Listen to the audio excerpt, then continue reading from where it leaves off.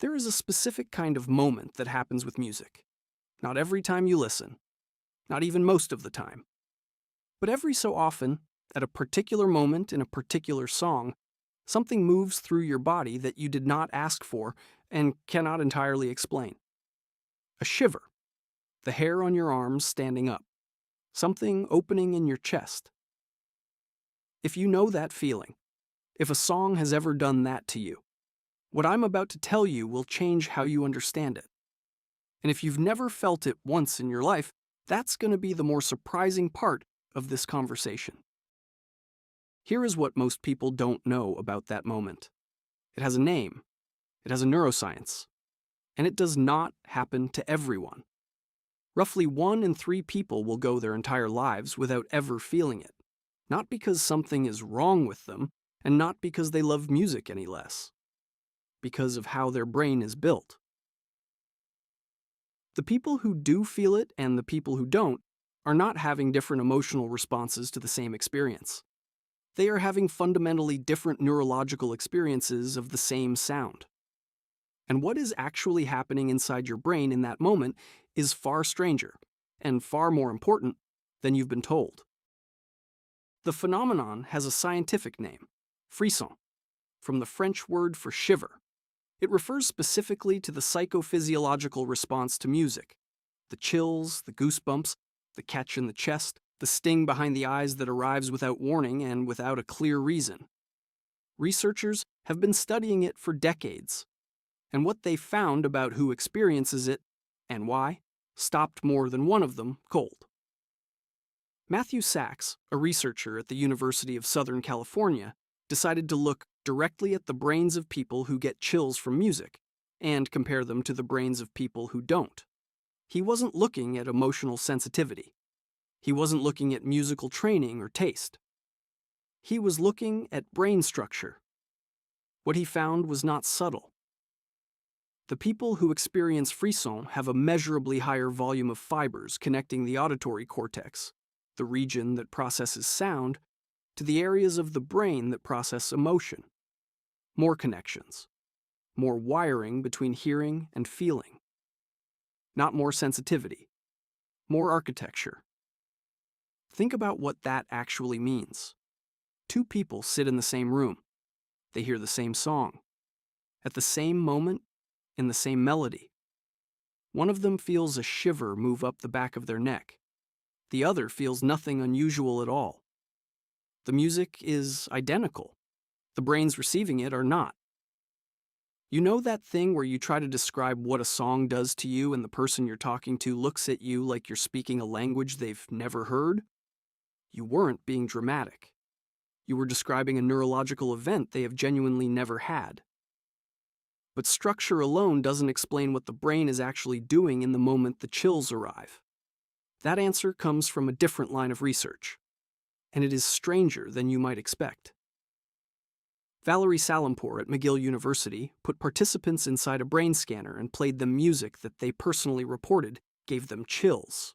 She measured brain activity at the precise moment the goosebumps appeared.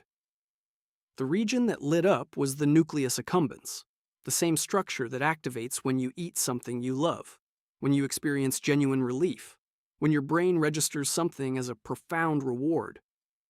Your brain, in the moment of musical chills, released dopamine. Not a trace amount, a peak.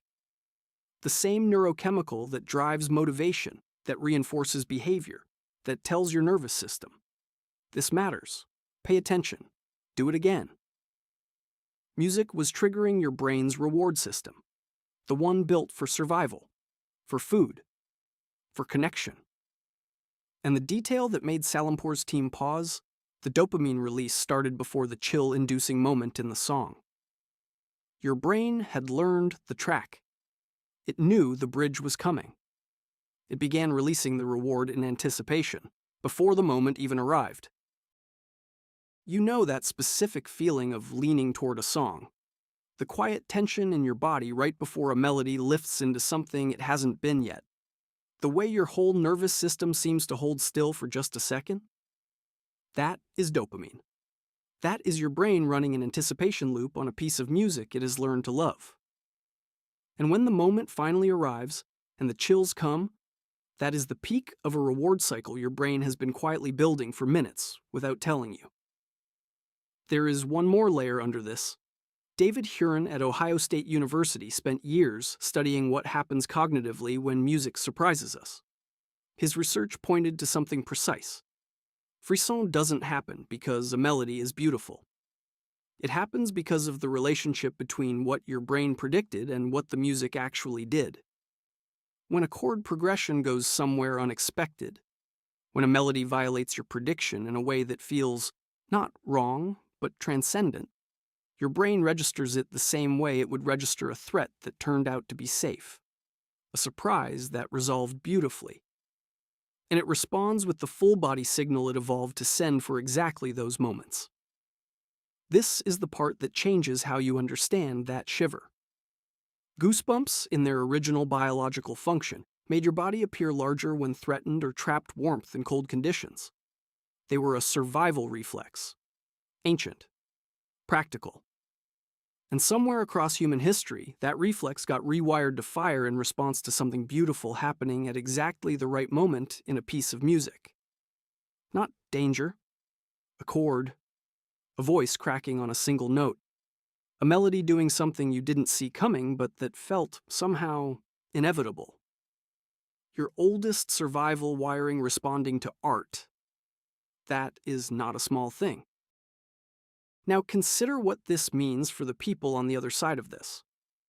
The ones who have genuinely never felt it, who listen to music they love, real love, consistent love, music that is woven into their daily life, and feel nothing that resembles what you just read about. No shiver, no goosebumps, no catch in the chest at the bridge. They have wondered, privately, if they are missing something. If everyone else is having an experience they somehow can't access. The research says something important to them directly. Their brain still processes music, still responds to it, still finds genuine pleasure and meaning in it. The reward circuitry still activates, just through different pathways and to different degrees. What they don't have is the specific structural density of connections between auditory processing and emotional response that produces frisson. Not because of damage, not because of emotional unavailability, because of natural variation in how human brains develop. The same kind of variation that makes some people dream in color and others in black and white, that makes some people instinctively spatial thinkers, and others instinctively verbal ones. The same song. Two entirely different internal experiences. Neither of them wrong, neither of them less. Just different architecture producing different responses to the same sound. What the research is really telling us, underneath all of it, is that music reaches into your nervous system at a level that language never quite gets to.